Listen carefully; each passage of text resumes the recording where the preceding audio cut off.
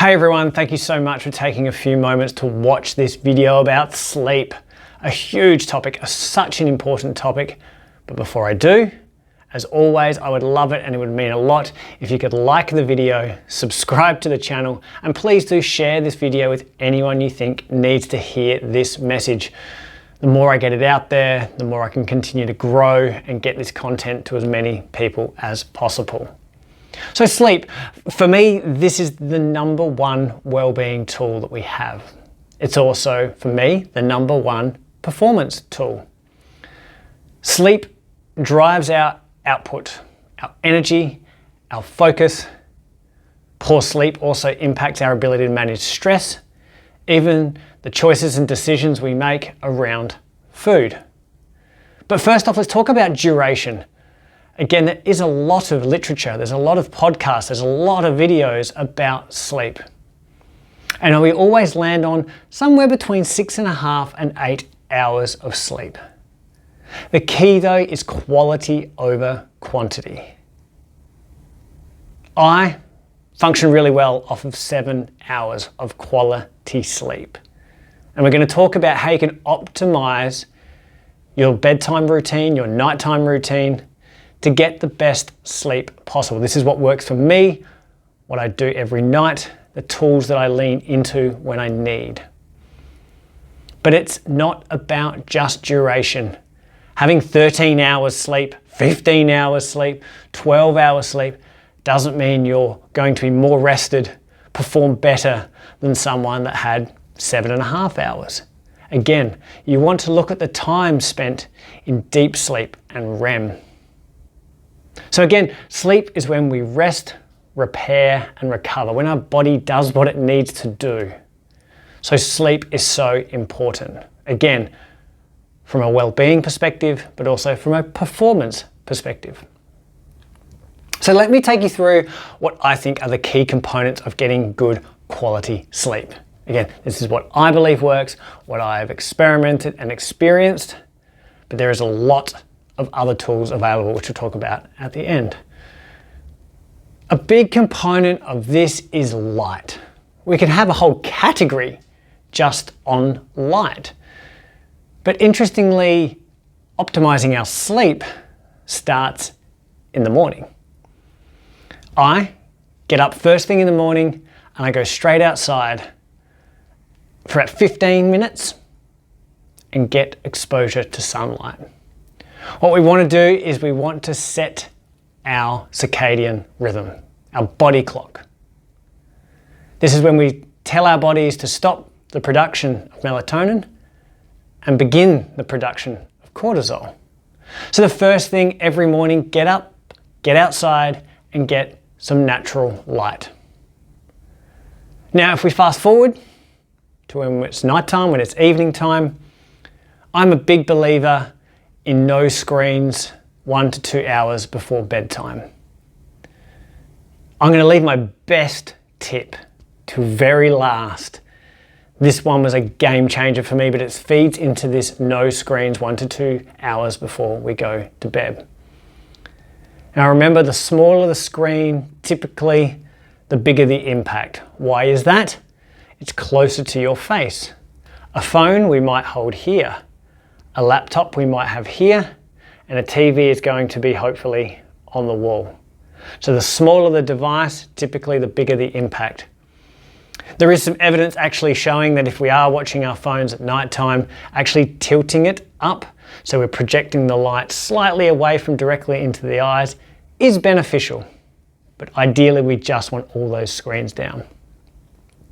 2 hours before bedtime, I do put on my blue light blocking glasses. This is going to help me filter out that junk light that's telling my brain to remain awake, active, and preventing me from slipping into sleep mode. So 2 hours before bed, blue light blocking glasses. I'd also encourage you all to dim the lights in your house. We don't want that kind of airport feel where it's so bright. It's going to keep us awake. Think about when you perhaps land internationally after travel.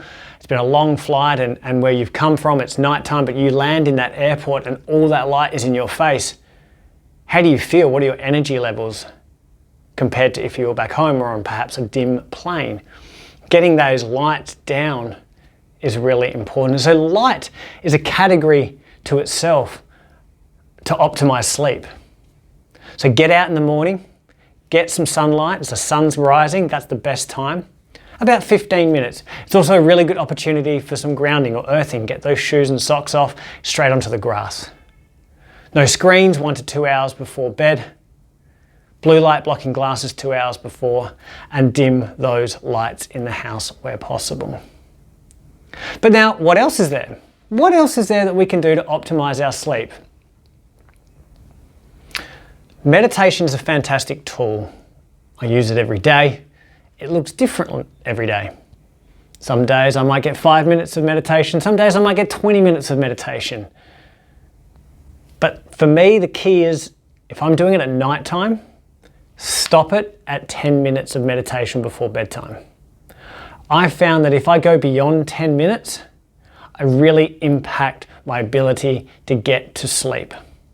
So if you are going to meditate of an evening, try to do it at least an hour before going to bed and cap yourself at 10 minutes.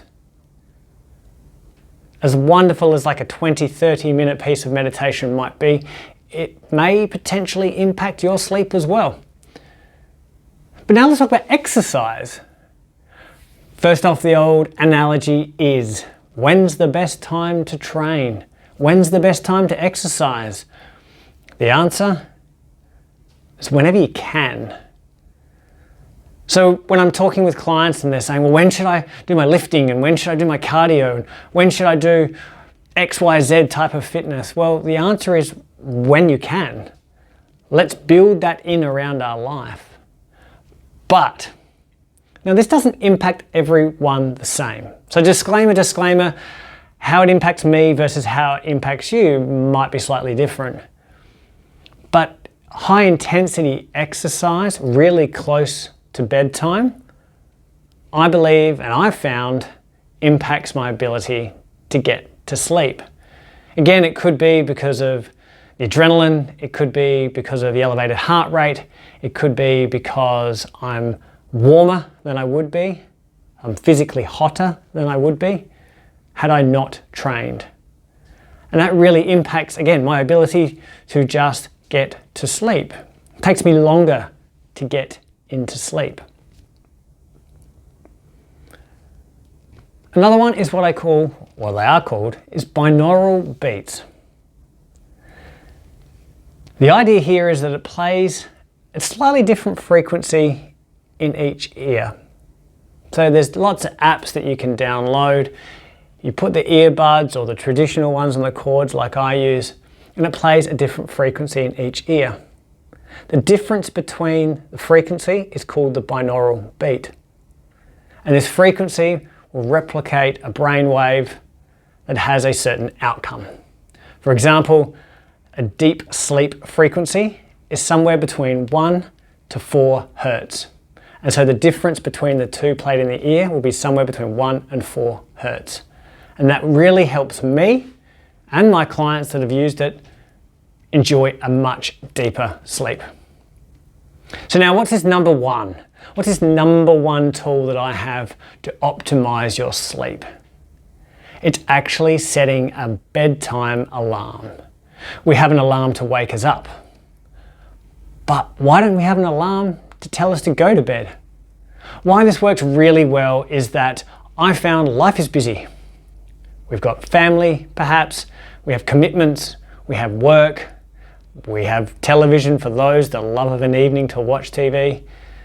And before you realize it, it could be 10, 11, 12, 1 o'clock in the morning and you're still working away or watching television. Setting an alarm 1 hour before you want to be in bed is a reminder, it's a prompt to say, oh, right, I better finish doing what I'm doing, I better close the screen down and I need to get ready to go to bed. A game changer for me. So set a bedtime or set a sleep alarm for 1 hour before you want to be in bed and getting ready for sleep. These are the things I found work really, really well for me. Again, I know when I've had a good night's sleep, I perform so much better. I deal with more stressful events so much better. My focus is better. And yes, sometimes my nutritional choices are better. There's lots of other things that we can look at. There's things like chamomile at nighttime, magnesium, reading a real book, keeping the room dark and cool. There's so many other things. But as a cool place to start, go through some of the things that I've spoken about here. Look at the light in the morning, during the day, of the nighttime, and the other areas I've spoken about. Guys, thank you so much. I hope you've enjoyed this video on sleep. More cool stuff to come. So again, like, subscribe, and you'll get the updates when the next video is available. As always, keep well, keep safe.